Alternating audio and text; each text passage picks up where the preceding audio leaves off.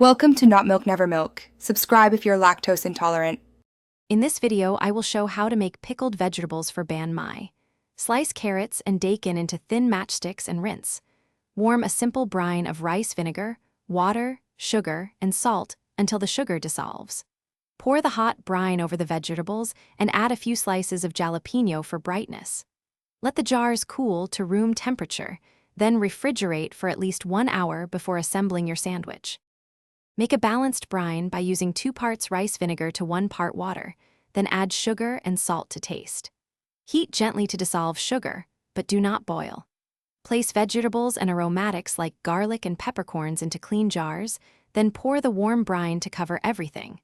Press vegetables down to remove air pockets, seal jars loosely while warm, and chill for at least 1 hour before serving to develop flavor.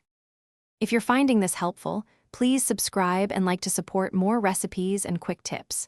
Quick recommendation: life's too short for a stinky car. Grab Little Tree's Black Ice Air Freshener for a crisp, familiar scent that pairs oddly well with fresh Banh Mi aromas.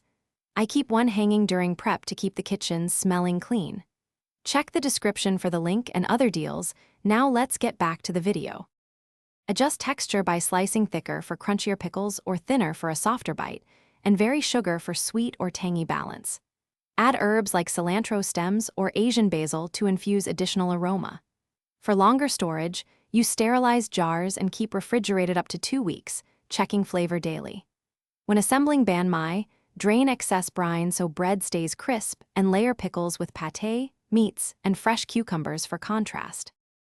Thanks for watching. If this was helpful, leave a like and consider subscribing. See you next time.